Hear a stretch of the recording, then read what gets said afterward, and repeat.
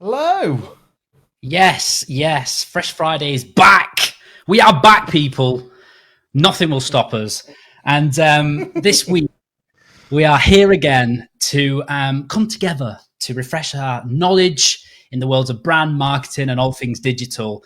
And today is a very important one because it's all about accessibility.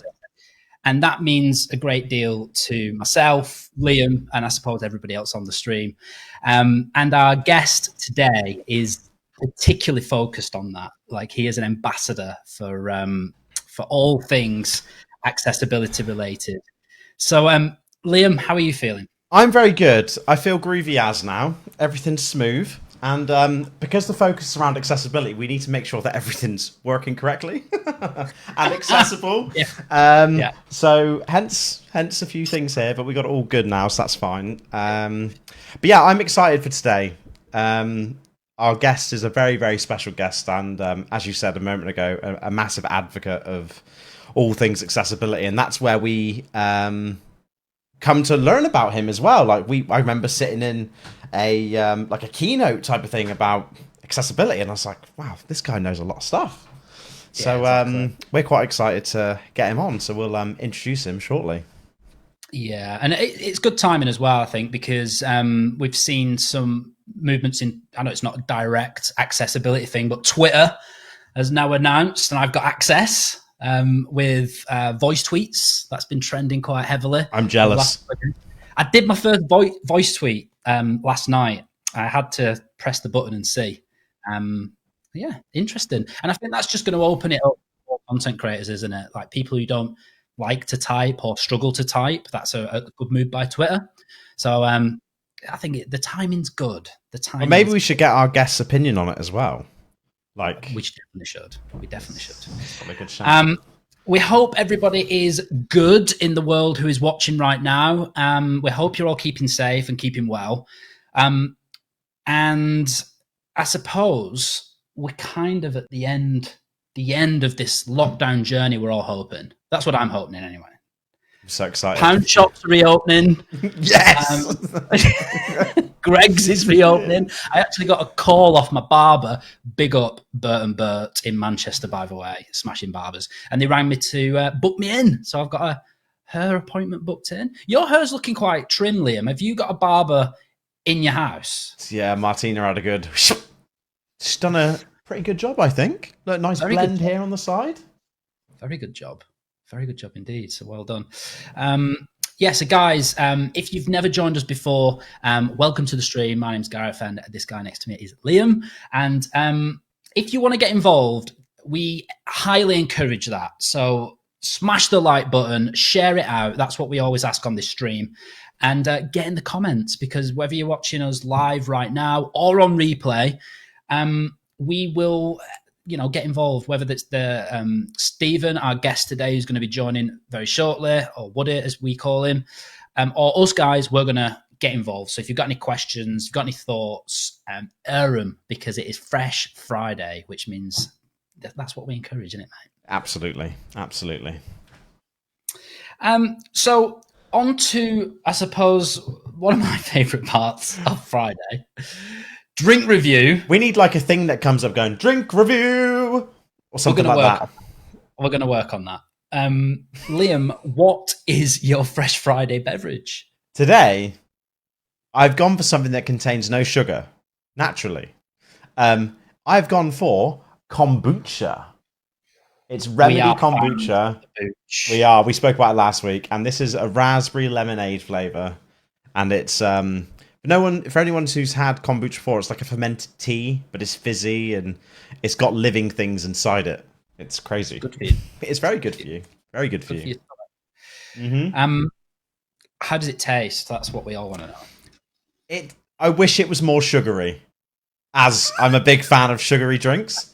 So I wish it was more sugary, but it tastes good. It does taste like raspberry lemonade, but without the sugar. Yeah. But it's good for you. It is. It is very good for you. It's good for your stomach. I know that. And what are the people drinking out there? People, I know kombucha is not really alcoholic, is it? No, it's got strands of it in, I think, but not a massive amount. It can be. I don't know. You brew it. You should. He brews Well, it.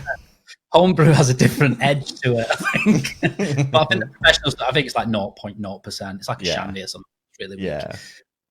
Good. It's good. Well, I've gone for something slightly different. I'm interested. Keeping it with, and this is the drink that I have actually created, and it's kind of a cocktail. It looks like a whiskey sour. Like you get whiskey sours and glasses like that, don't you? Yeah. Well, to be fair, the glass is it's Jeremiah Wade, which is a great drink. If you can get hold of that, I can't get hold of it anymore. So what do you put in this? Well, there's a bit of everything, but it's vodka based, and you did pick up on the sours. I have put a bit of Augustina bitters in there, but the star of the show, big up Lidl, is this stuff.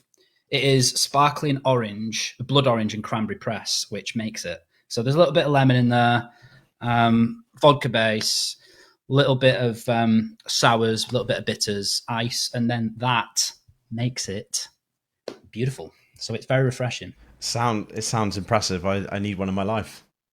Well, there's no sunshine in Manchester. I don't know what Bristol's like. That's bringing the sunshine here. That's what I'm saying. Well, should we jump in? Because I want to show off this new feature we've got. We made some changes to production. We did. So let's jump in. Obviously, it's all about accessibility in marketing and design. And if you've followed us on I think Instagram, we've been putting out some teasers about, I suppose, the big headlines. 1.3 billion people across the world, which is like the same size of China, currently live with disability or accessibility needs. And if it's not the humanitarian side of you that wants to help people around the world, if that's not what really drives you in business, the other stat that we've put out there, which we got from the report, which is staggering, 1.2 trillion in disposable income these people collectively spend per year. That is bonkers. So there's two sides of things. There's one, do it because it's the good for humankind, to make things more accessible, to make things easier to get involved with. And number two, if you want to put a monetary value to it, 1.2 trillion, which we had a look, you could actually buy Apple and have a bit of change. So if you want to buy Apple and have a bit of change in your pocket, start making some accessibility stuff. I was speaking to our guest earlier, and he was saying that something's come out today which has some really cool accessibility needs, which I'm sure he'll talk about, which I was amazed by. So that's going to be quite good. So Gareth, brace yourself. Oh, I'm gonna do the thing that's gonna give you that thing so you can do the intro. So I'll be in chat. If you've got any questions, you can let us know, and we'll jump in, shall we? I'm ready. Do it. Jump. This week on Fresh Friday, we are joined by Mr. Steven Woodgate, delightfully dyslexic Steven Woodgate, who has worked at tech giants such as Microsoft, currently working with Dell.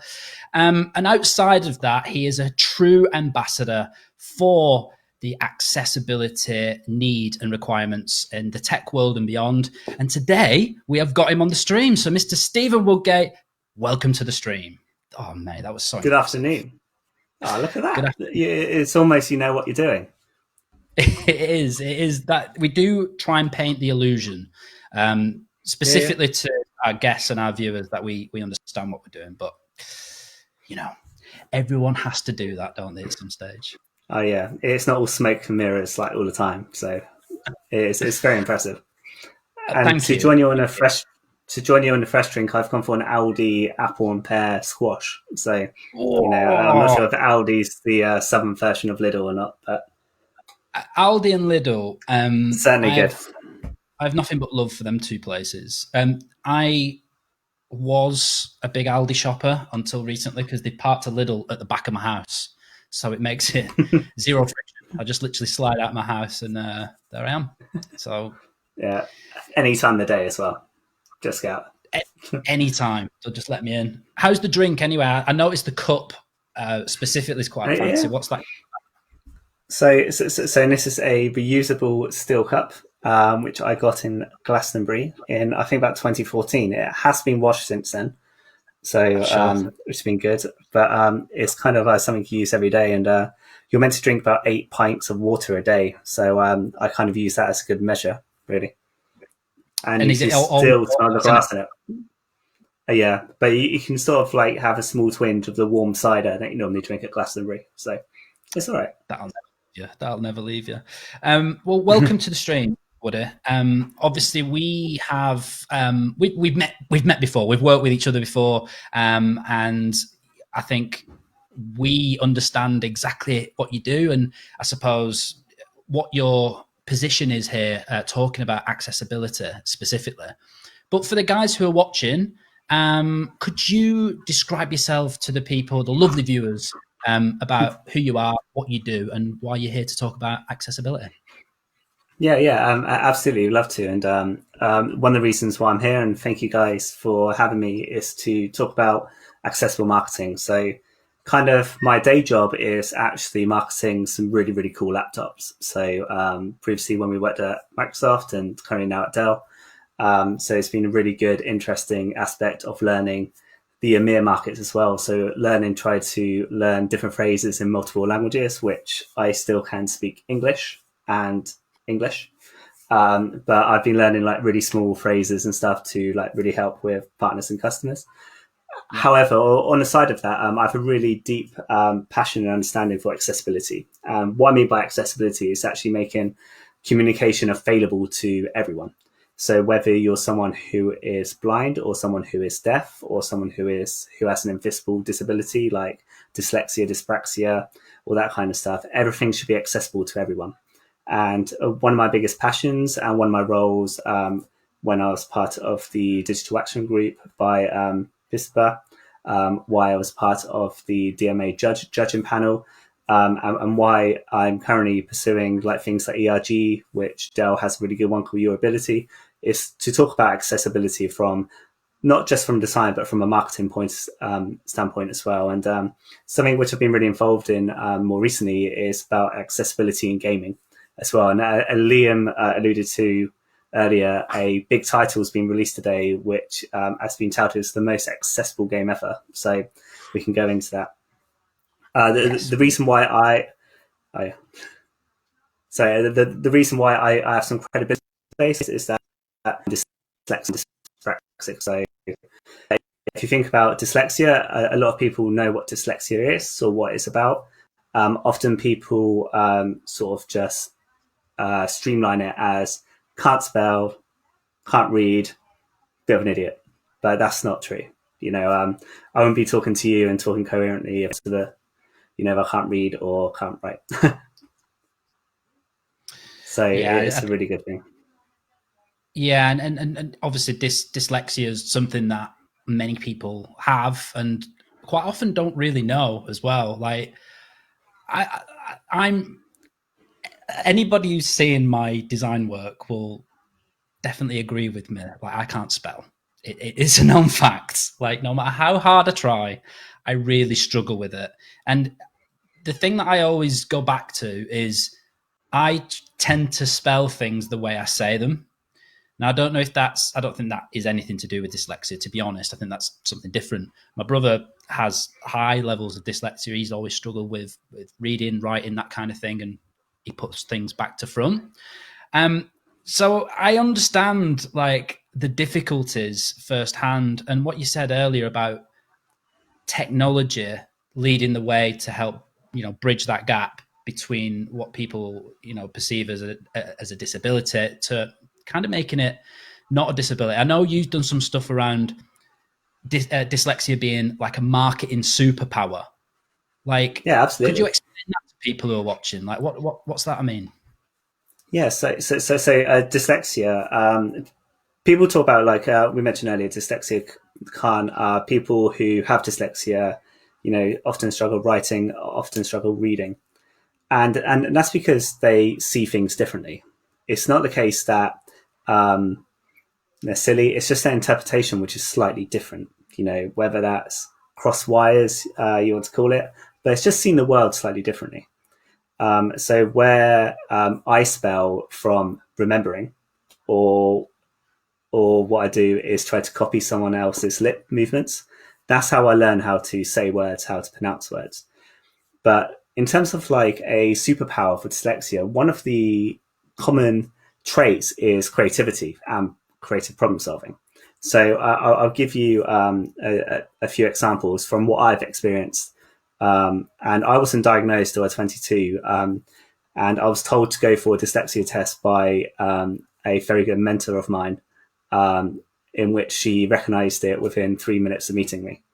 You know, bear in mind, I went through a whole school system, went through a whole university education, not without anyone going, you know, you're dyslexic. It took some person 3 minutes, and that was just because of a sentence structure. So it's just really bemusing for that. But like when I was young, as an example, there was two things. One, I had a massive speech impediment. So you guys may not be able to hear it, but I'm stuttering on every single word I say.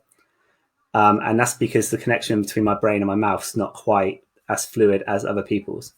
So I might mumble on a few words, I may mispronounce a few words, but that's because of the communication signals. And where this became apparent was when I was 6 years old. I was in the school Christmas play. I was a builder. No idea why.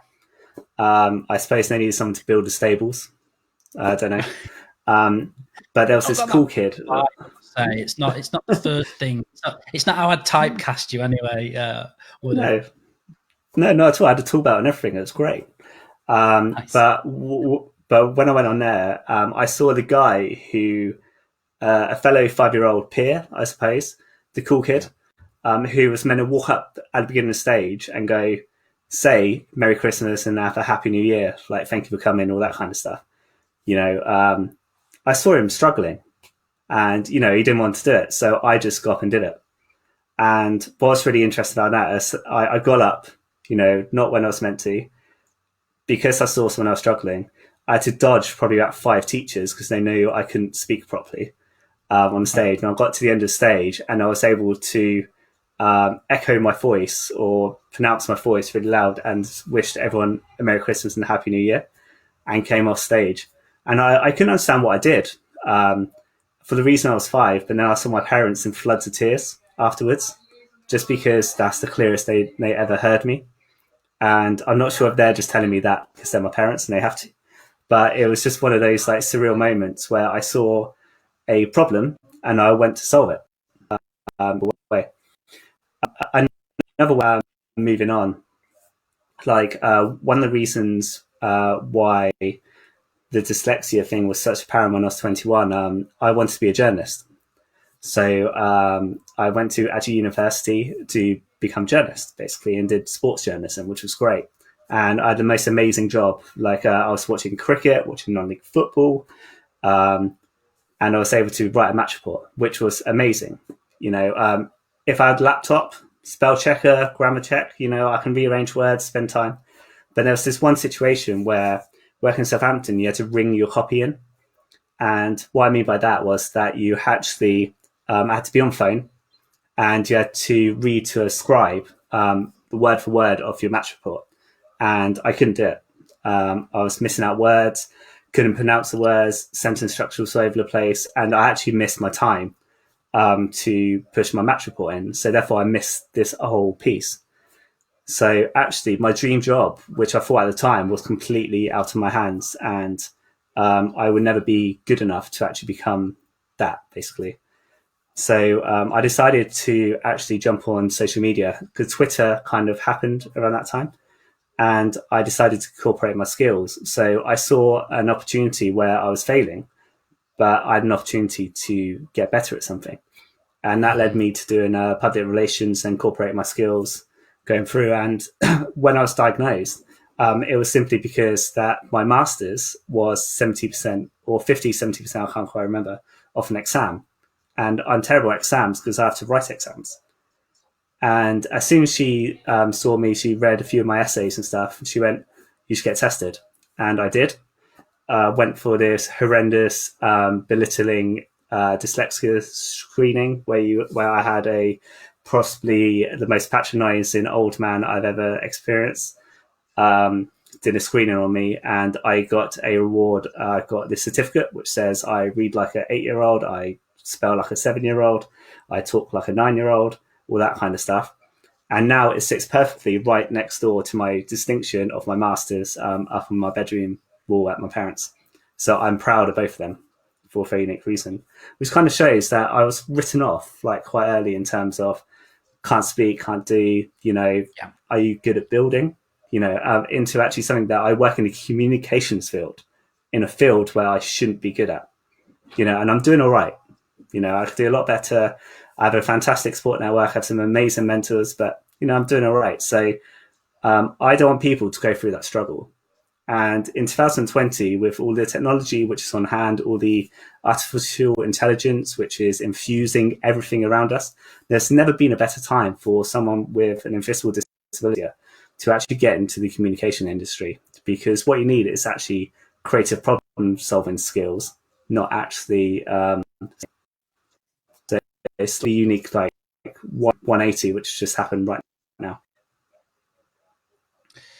It's such a powerful message, and hearing it, I've heard you explain that story again, but not in as much detail like previously, and it's such a powerful thing, and I'm sure there's so many people out there, specifically who are a little bit older, who have definitely gone through maybe their entire lives without understanding that they've had any disadvantage or disability. And I think the thing is, like, people get missed so much. Like, there's one of our viewers at the minute, Madassa, and a good friend as well, he's mentioned here in the comments, like, he got diagnosed with dyslexia on his final year of his degree, and it's a similar thing to yourself. Well, you can go so far, and how far can you go, like, throughout your career, throughout your life, without people actually telling you that? And I know dyslexia is just one example. It could be a number of things. But it's like to that point, just imagine if we got picked up at school, and had that support right from the get-go, not having to play catch-up for 15 years before actually you had to spend £400 on a screening. That's not a good thing for anyone. And the way I always try to vocalize, and I probably spoke about my dyslexia maybe about 4 years ago, I felt comfortable to actually say this because I think a part of the future generation, and I think the generation of Gen Z and stuff, especially before millennials, are really good at owning, their life, their brands, their concepts, their, disadvantages, I'm going to call them, but they're not. That, I wanted to be lauded for the good things. And one of the reasons why I came out, I had this situation at work where they kept telling me the same thing over and over and over again. I was getting the same feedback. And I just turned around saying, I would never, ever be good at that. I would never be good at that. I can try, I could be okay, I could be adequate, but I'll never be good at that. And they went, why? It's like, because I'm dyslexic. I can't think like that. I struggle like that. It's kind of like, you wouldn't ask a fish to be a runner, for instance. You wouldn't ask, a dustbin to climb a ladder. It's one of those things that receiving that constant feedback was like really annoying. And so instead, I just really wanted to focus on my strengths. And strengths were, I always see myself, and people always talk about what's my creativity. And people talk about creativity, about artistry and, good banners or something like that, or brand. But actually creativity is about problem solving. It's about finding a complex problem, and finding a way out of it. And it's no surprises that people who, dyslexics actually over-index of people who are entrepreneurs, mainly because they have a purpose. They have a goal drive, they have a top of channel get to, and people with dyslexia aren't necessarily mugs, that they know they need a good network around them. So for every team I've worked in, I've always had someone who complemented my skills, and that doesn't necessarily it doesn't necessarily with the complex skills of someone who's me. So someone who's much more detail orientated, someone who's much more process driven, actually helps me. But I need them. I really need them to really help me succeed. So it's about actually finding those creative problems and actually working at them. And what's really unique about when we come into marketing and talk about accessible marketing specifically is that when you actually think about a product from the get-go, from the basic foundations, and think about accessibility then, that's when a lot of people could thrive. So, for instance, let's take Alexa and Google Now as an example. So that was a AI. So the idea was that for a lot of money in a lot of ways. So whether that's to put music on, but it's also helpful. I use it as my spell check. So if that's not a word how to spell, I would say, how do you spell this word? Or it works the opposite way. I may use Cortana in Windows 10 and actually type a word out and do the read aloud, so I know what that word is. And so it's kind of those bits of like technologies. And if you think about, they weren't actually built for that use, but that's how they are getting used. Gaming is a really good example. Talk about gaming. I like gaming with sound off. So I very rarely play any console games, Switch games with sound on, just because that distracts from the actual game. But if you think about that, I'm dyslexic. I'm not hard of hearing, so therefore the features actually inbuilt hearing actually help me play the game. Whether that's station controls or understanding or cues which pops up on screen, that's actually keeping me involved in the game. But it's an accessibility feature which wasn't designed for me, but which I could benefit from and actually be used. So the world in 2020, there's never ever been a better time to add value. And that's one of the best thing about marketers, communicators, creators in this world right now, is that there's never been a better time to add value to help everyone. It's so true. It's so true. And I think we ran through some stats before, which were taken from a report, which was actually a couple of years old, but they were still staggering, like 1.3 billion people in the world. Yeah. Probably huge. More now. And that's only people that we kind of know about. It's not. We've not nailed that statistic. We don't know that for a fact, but we estimate that. And like you were just saying, sorry, go on. It's a really interesting statistic. So they reckon now that 1 in 5 kids now have some form of dyslexia. So if you think of a class of 30, that's 6 people in that class. So if you think of 3 classes in a year, there's 18 people in a year group. There's 6 groups. Suddenly that's 110 people, 108 maths, 110 people suddenly in a school who have an invisible disability, and suddenly it's random. Someone who's got a disability, it's common. It's rare. So it's about fueling those superpowers where. Having this bonkers education system where you have one exam to determine the last 5 years is absolutely unfair, because if that's the situation now, I wouldn't have got into college, I wouldn't have got into university, etc. Like I wouldn't have had the amazing jobs, worked with amazing people that I have done. I was just fortunate that I was able to seize opportunities at the time. So more needs to be done to actually educate children in a contextual way. And one of the reasons for my side project, which we discussed about the language app, which I'm using about contextual learning, it's really interesting when you use something like Duolingo as an example. It's a very us and them kind of approach to learning. So it's like, here's a word, learn the word. Here's the next word, learn the word. Where one of the apps, which I'm working on, it's about contextual learning for through football. So it's the football captain of said team. So actually, it's the word. Here's my squad number. Learn the squad number. Then it'll keep popping up. So it's not an us and them. It's like a learning accelerator approach, because there's a lot of science about the learning accelerating cycle, in which you only learn when you only step just outside your learning circle, but you're willing to jump straight back in.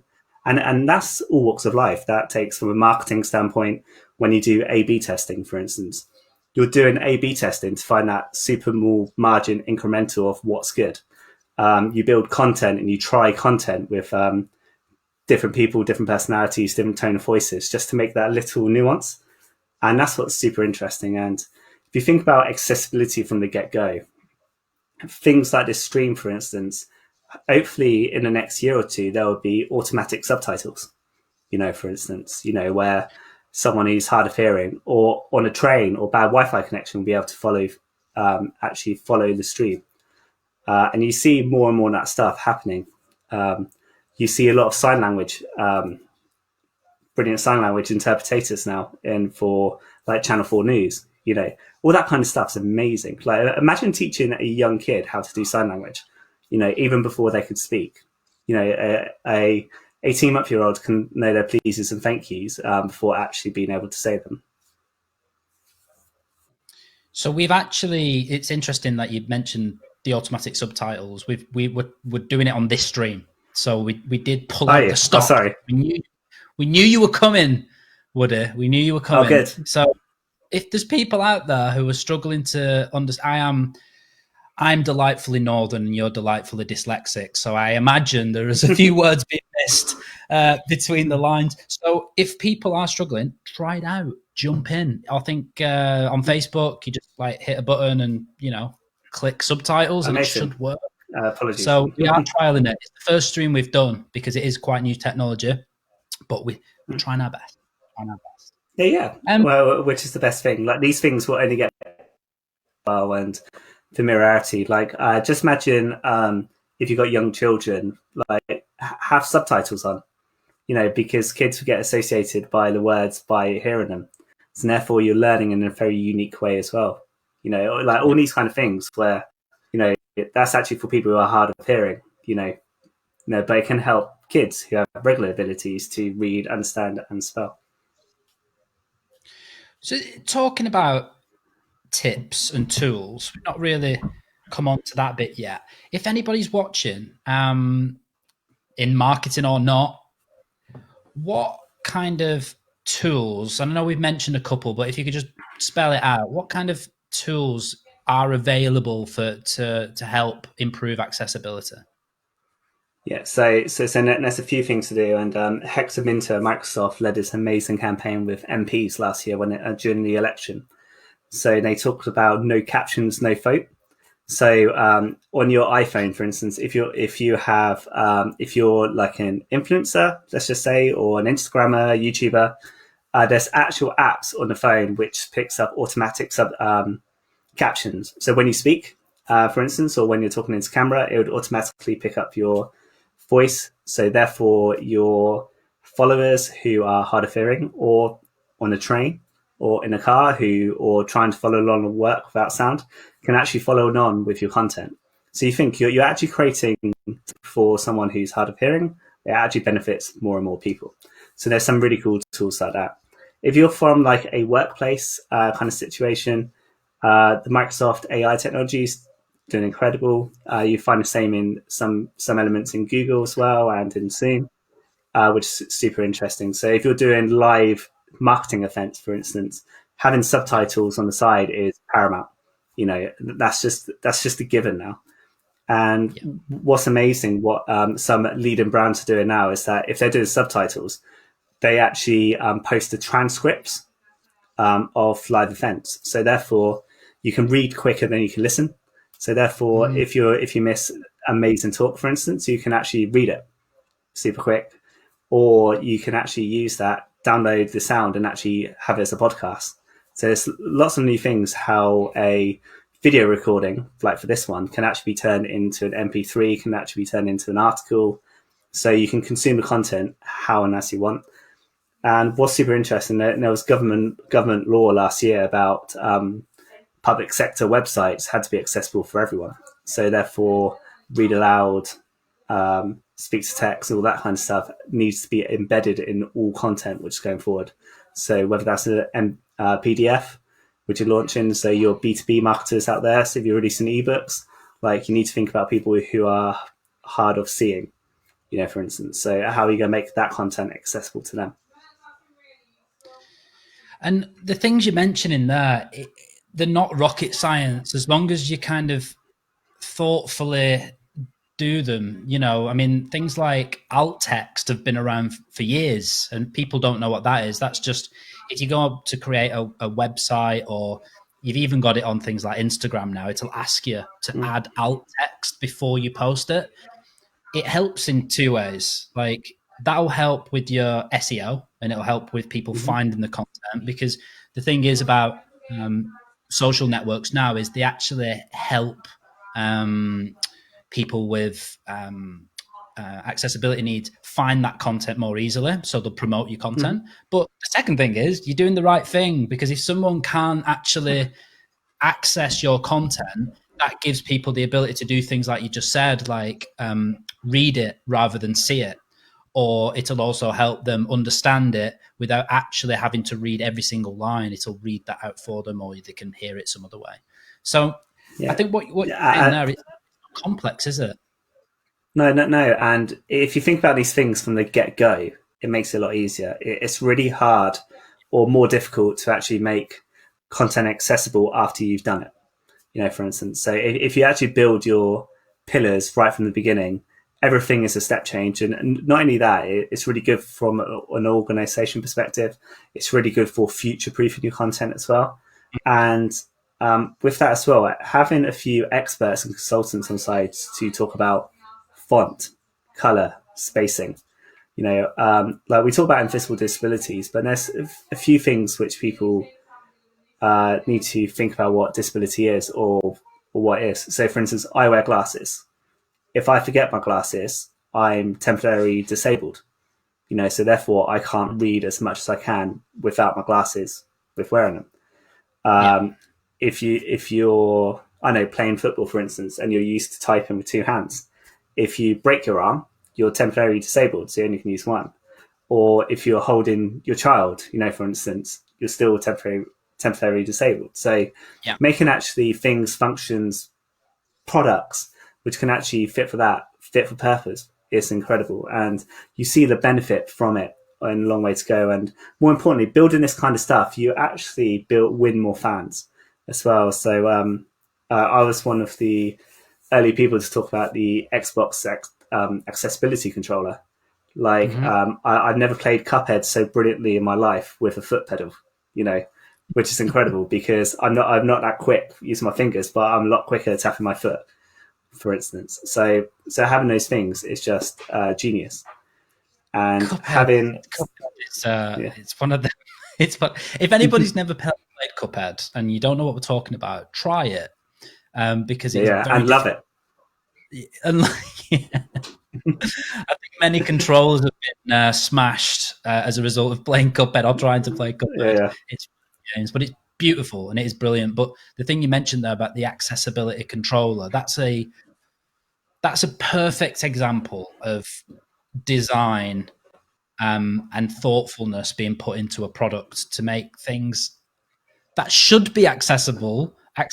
Like there's so many things you look at, and like you just mentioned there about being temporarily disabled, like that is an easy way for us all to kind of be more empathetic towards this situation. Like try operating your phone with your left hand, or try operating your phone with no hand. Try holding a baby for a couple of hours and doing your regular day-to-day stuff, and instantly the world becomes a very different place. For those of us who have, you know, able bodies, able limbs, and I suppose full functionality, as we call it, across everything, it's just a different world. And just doing them little simple things like you just said, and then trying to do something normal, you instantly realize how little and how little design thinking's gone into a lot of these products. Yeah. So exactly, and that's why I mentioned earlier that now it's never been a better time to add value. You know, with the advancements and acceleration of things like machine learning, artificial intelligence, voice marketing, as a great example. You know, getting it right now can actually lead for years of innovation, but really beneficial innovation to really help everyone, which is beautiful, basically. And like voice marketing as well, that's got so much leg room to take you, whether that's radio, quizzes, education. I'm surprised there isn't like a really effective language learning app on a voice activated device yet, for instance, because because imagine program that in that you only can talk to your Alexa or Google Now in French between this time. That's going to force you to speak French. And things like that, or like there's loads of like cool things like that. We're doing it. I need to copyright that. To be fair, the way the internet works, now we've said that will now it's out there and someone's building it. That's just the way things work. Like, literally, I mentioned a specific type of whiskey last week on the stream, and then I went onto Instagram after the stream, and lo and behold, that same bottle of whiskey was being marketed to me. So the speed of which things happen on the internet is phenomenal. So there's a few people jumped in. Dan Bowles, welcome to the stream. Mark Stockdale as well, welcome to the stream. Scott Pilkington, welcome to the stream. For those of you who are just jumping in, we'll come into the end, actually. Myself and Woody's just been talking about accessibility, marketing and design in general. So we've been talking about things like what it means, the struggles people have, some of the statistics around it, and also some nice little tips and tricks as well that anyone can do. So if you're like just creating content on your phone just for the crack, you can add things like alt text, or if you're creating it for a company, you can actually think about how you can kind of disseminate content, and not just content, any type of marketing, and make it available to more people. And that's what the whole thing about marketing is, isn't it? Really about how do you get your message out to more people? And this is one core component, what I believe should be a core component, which often isn't, that enables you to do that. Yeah, like just to emphasize that point as well, like if you think of a bad font, for instance, not only you're excluding people who are dyslexic, maybe, or people who are hard of reading, you're also excluding people who may not know language, and you're also excluding people who may be hard of seeing, different things. So therefore, like choosing your good brand identity, colors, all that kind of stuff, spacing, all that kind of stuff, so important to make sure that you reach everyone. And it's not just about the people who have disabilities, whether that's invisible or visible. It's about actually how can you actually normalize the experience for everyone, because you need to create a fairer playground for people to succeed. And our role as communicators, as cultural, popular culture type of people, like, well, we're important to carry that baton into the future.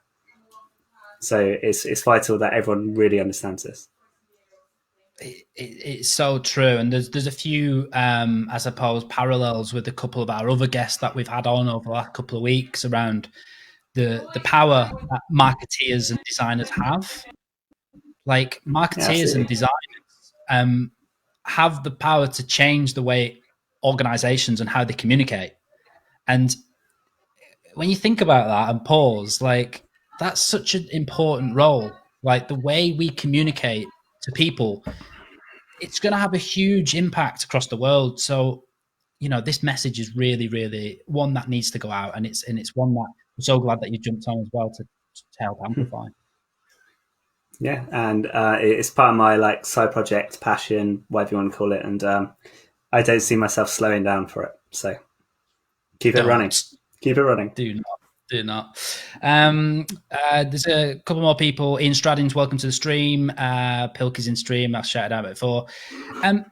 For anybody else who's watching, is there any other kind of resource? I know you briefly mentioned your app as well. Do you want to go into a bit more detail about that and maybe explain what that's all about?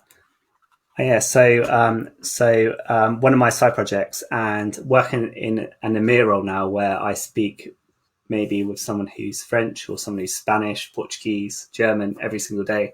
One of my biggest regrets, and it was partly probably with my dyslexia, but probably because of my lack of understanding, was to learn an additional language. So I speak English, and I speak the very, very, very basic pleasantries, maybe of French or Spanish or German. So as in hi, hello, beer, please, all that kind of stuff. So working in terms of like a accelerated learning circle, and try to contextualize learning. One of the reasons at school maybe I got distracted or bored or found things difficult was I lacked focus or lacked context of what I was learning. I mentioned a bit earlier, of language learning, you learn similar by spelling or maths, is that you have this, here's the answer, next one, what's the answer? So whether you learn what sheep is in French, then you learn what cow is, what chicken is, but it's never in the context. You never learn about the farm. Does that make sense? Yeah.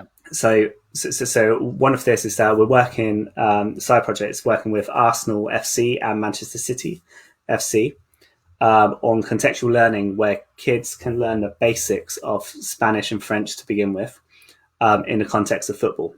So you go in and you're with the captain. So they go, "Hi, Steven, how are you? I'm David Silva. We want you to meet the players." So you meet 4 players. You learn their squad numbers, you learn their names, you learn their positions. So you contextualize learning all the time. So you would learn X is a defender. Cool. What's his squad number? Number 4. So you're always learning in the contextual circumstances.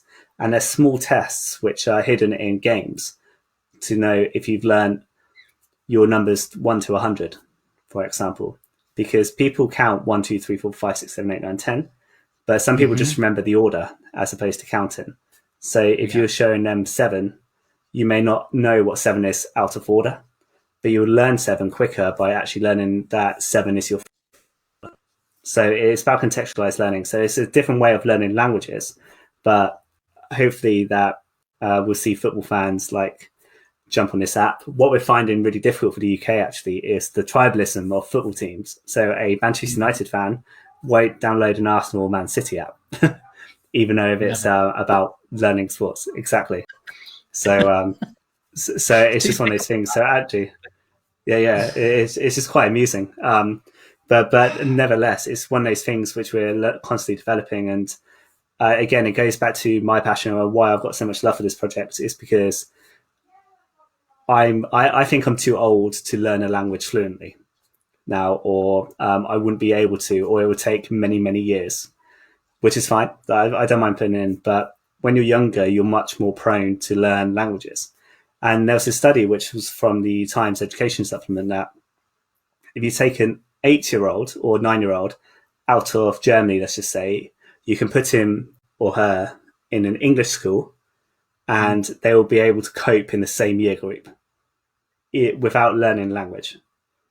So therefore, they will be able to, in time, pick up language quick to get to that level before going. It's when you get into secondary school where you can't make that direct correlation. So therefore, anyone who's under 10, I highly recommend to teach basics of a language, because when you get older, the world's getting closer together. So we should all be able to communicate in a really, really effective way. And it's just one of my biggest regrets looking back in hindsight of being a kid not learning an additional language. And hopefully this app takes off and loads of kids can learn with Patrick Abangyang, and actually understand where he plays, what his favorite food is, what his nationality is, how many goals he scores, what clubs he's played for, what position he is, and all that kind of stuff in a really contextual way, which would be absolutely incredible. It really is. And how you've explained it there about contextual-based learning makes perfect sense. I've never really considered that. As soon as you start getting somebody on an interest as well and a passion, then it even increases even further, because they're not only learning contextually, but they're also engaged in the subject matter, which, to be honest, that's a lot of learning. If I think back to what a great example I've got, a personal example, is geography. I'm geography and science. I absolutely love geography and science. I'll watch Brian Cox documentaries. I'll download whatever videos we can about, foreign countries or climates or whatever. And I'll consume that as entertainment. And I probably would have when I was younger, but the way it was delivered when I was in school made me think I didn't give a shit about it. It made me think, I don't want to learn about that, because there was no context that I could actually understand, and there was no kind of passion there. And what you've done really cleverly is connect them 2 dots, which is amazing. What's the app called, and how can people Can people get hold of it? Yeah, if you've got an iPhone, if you go Arsenal Learn, it will pop up, or Man City Learn in the iStore. It's 6 weeks old, so it's brand new. So it's one of those things that we're just seeing what to do. And from a learning perspective as well, and marketing, I've always marketed products as the final product. So this is the best laptop in the market right now. But what's really interesting with an app or software is that at the moment, it's the worst version it's ever going to be. Just that's it. The more data you get, the more improvements you can make, the better learning cycles. So you're constantly learning. So for me, actually marketing this app from the get-go has been an incredible learning experience for me, because not only I'm trying to learn to market the perfect product, perfect finished product, I'm actually trying to market something which isn't perfect, and try to kind of thing. So from a marketing point of view, actually understanding the left to right of this is, super interesting. Super interesting. It is, and there'll be a lot of learnings, I suppose, as this product develops and gets out there. So, Fresh Movement crew, go and have a look at the app. Even if you're, not an Arsenal fan, or definitely definitely not a Man City fan. We had a very heated Fresh Friday last week, and it transpired over to the world of LinkedIn. I'm sure you've seen that. So we're not gonna. It's already started again. We're not gonna do it. We're not going to do it. Stop it. Madassa, stop it. I can see it. But yeah, it's an interesting one, because fans, I know you briefly mentioned them earlier, we're all about fans at Fresh Movement, and that's kind of what we encourage people to build and nurture. And football's definitely got one of them tribal kind of fans where you just don't cross-pollinate, really. But I encourage people to do it. Let's fly the flag for accessibility. Let's fly the flag for this app. Let's do it. However, if you think about accessibility from this standpoint, what allegiance do fans in, say, Japan, Saudi Arabia, Australia have to a Manchester or to an Arsenal? So it's about conditioning those fans as well. So if you think about the lifetime value of a fan, let's just say that. So it's equally important as Manchester City or Manchester United, Arsenal, Liverpool, everyone talks to appeal to people around the world from a very early age, because actually a lifetime value of a fan is loads. It's huge. So UK is very tribal, completely get it, but we're thinking across borders as well, that even Real Madrid fans will have a Premier League team they support. So it's just about trying to jump on that as well, that this app can go from Spanish into English as well. So therefore, how do we target, I don't know, people around Madrid, like City or Arsenal, Yeah. Well, no other choices, I know. But, if they choose one of those two to download the app, it'd be great. No, and with that, I completely get we're wrapping up and stuff, but one point I know, just because it was today, and Liam and I spoke about it as well. It's about, if you think about design of a product and how to market a product with a bunch of accessibility features in a really effective way, have a look at The Last of Us Part 2 today. So Google and Bing, accessibility features in The Last of Us Part 2. There's over 60 single separate accessibility features actually built in the game. So this is the most accessible game which has ever been released. It's got everything from auto targets to line down to extra vibration controls to slow stick to navigation hints to speak to text. It's just got everything actually built in, and it's done an amazing job actually encompassing all different types of disabilities. But what's really unique, if you look through them, there will be an accessibility point which will help you. Whether that's you hate listening to music, you like extra vibrations, you like slower stick speeds, all that kind of stuff. There's going to be some amazing, or if you find the game too hard, there's things about hints or extra rumbles just before you're going to get attacked and things like that. So even though these accessibility things were actually, built for people with disabilities in mind, they can actually help everyone. And that's where the whole accessibility movement needs to get to.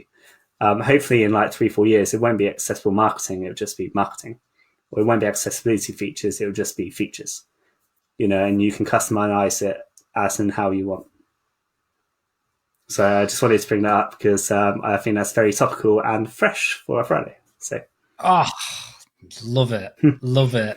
We do love a good game here at Fresh Movement, and specifically one like you just said, over 60 customizable accessibility features. And I love the fact that it's not just about making the game easier, because that doesn't work, does it? Because if you've not got an arm, let's say, then putting it on easier settings not necessarily easier for you. And like to have all the different easier settings, like how does it make it easier, like mentally, or how does it make it easier if you're struggling with a controller? Like that's really, really good. That's amazing. So yeah, go check that out, guys. Yeah, and it's about the mental aspects as well. So if you get frustrated on a level, for instance, and you just can't do a level, I experienced this in Zelda where you had to do a labyrinth. So you had to hold your switch and do left, right, up, down. I couldn't do it. Like I must have tried for maybe an hour, and I got fed up and didn't touch it again for a week because I got such annoyed that it was actually a turn off from actually playing the game.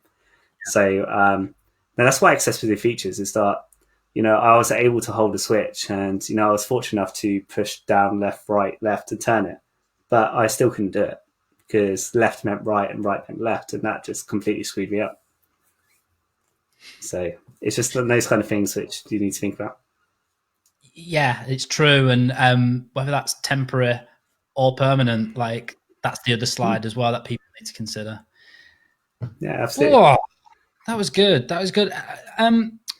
Before we finish, there is a couple more things I just want to ask you before you go. Like, one thing that is on my mind is we spoke about fans, and we are fans of you, Steven. That's why you are here on the stream. We love and appreciate you. Who are you a fan of? And if you had that person in mind, do you think they would be a good guest on the show? Okay. So it needs to be someone I know. Really? No. Who are you a fan of? Who's inspired you or your career the most? That's what we want to know fundamentally.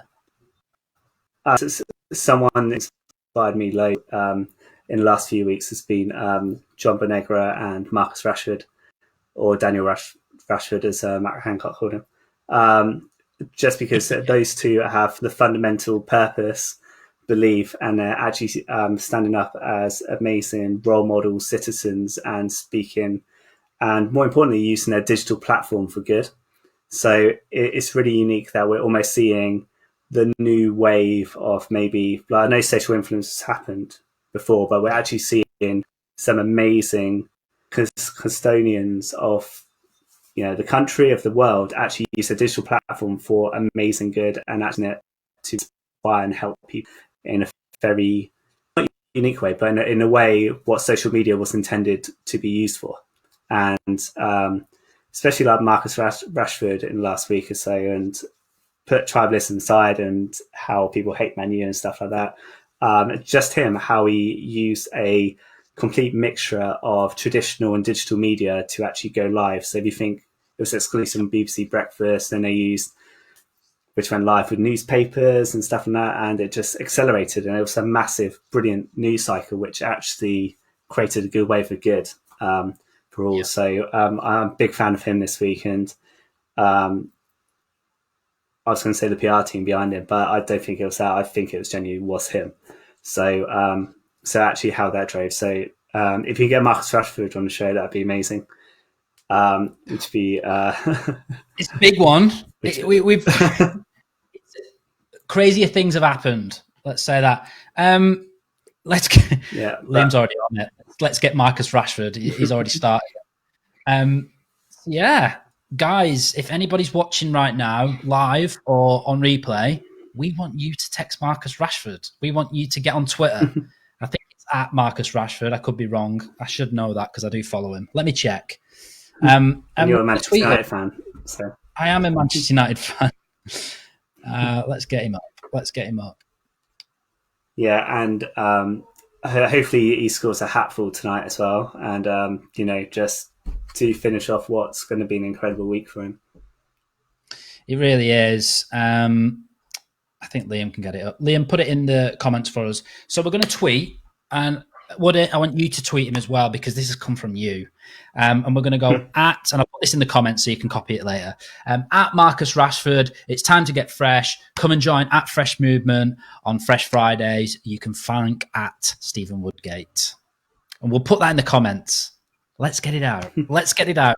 Crazy things have happened. And if we do end up with Marcus Rashford on the stream, I, for one, I'm going to be very excited.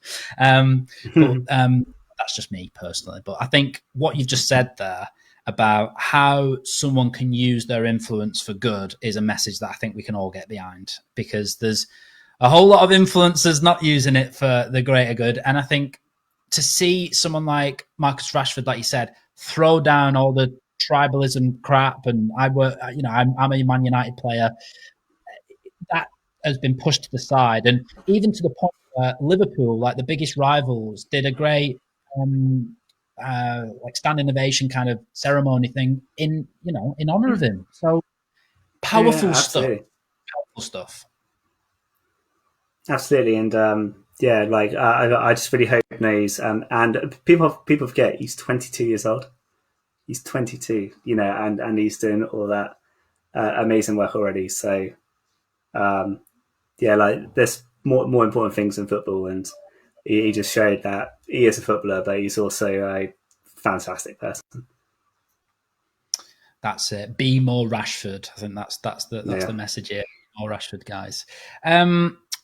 Woody, thank you for joining us, and I really appreciate the message and what you've just explained, and your story as well. It takes a lot to talk about them struggles and talk about the things that have led to your career. And as you said, you've done all right for yourself as well. So well done, and congratulations of bringing a successful career out of something that could be viewed as a disability, but like you said, has become your superpower. So great work. Thank you very much, and thank you for having me. No problem at all. Hold on for a short minute. I think Liam will be coming back in the studio. So, Liam, are you there? Can you come back? I'm here. Magic. Just like that. Magic. Guys, thank you for joining, and thank you again to Woody for jumping on. How was it for yourself, Liam? Any thoughts that you want to add? Yeah, really loved it. I think some of the experiences that Woody's had, of getting diagnosed, it's one thing that's always crossed my mind. Do people ever go through education or go through life and never get diagnosed? Is that a thing? Because it's crossed my mind loads of times. I sucked at school. I was really bad at everything like that, and it's always crossed my mind, but I've never ever gone for a test or anything like that. So it's one of those things that's on my mind. But I also I downloaded the app. Oh! 5 stars on the App Store. Bravo, Mr. Woodgate. Bravo. And you can do it in French and Spanish, which is quite cool. Right, we'll put the links in at the end of the stream as well. So we'll make it super simple for Fresh Fam today on Friday. Likewise, mate. I think powerful stuff, powerful messages, and an inspiration, if anything else. I think the broader context of things is, don't become a victim of people telling you what you can and can't do. Living proof again that if you believe it, you can overcome these troubles that you might be having, or difficulties, and you can, progress right through them. And you've got to flip things on the head, turn it into your superpower. That's a powerful message, and something I'll be using a lot more. Yeah, no, that's exactly right. Exactly right. But yeah, it was awesome to have Woody on. Really, really happy. It was also a lot of fun. Yeah. So thanks for joining, everyone. Another Fresh Friday in the bag. We've got 5 more to go in this season. We've not explained this thoroughly, but we are doing a season pack. So we're halfway through. It's half time. Half time it is. It's getting more like football, isn't it? Oh, God. But we have a jam-packed a jam-packed roster of guests still to come. So hold on to your hats and keep sharing it out, because we massively appreciate everything that you guys are doing for us to help us out. So keep sharing it, and we promise that we will try our best to get Mr. Marcus Rashford on the show. Rashford for PM. Rashford for PM. Take it easy, guys. Enjoy the rest of your weekend, and we'll see you soon. See you later.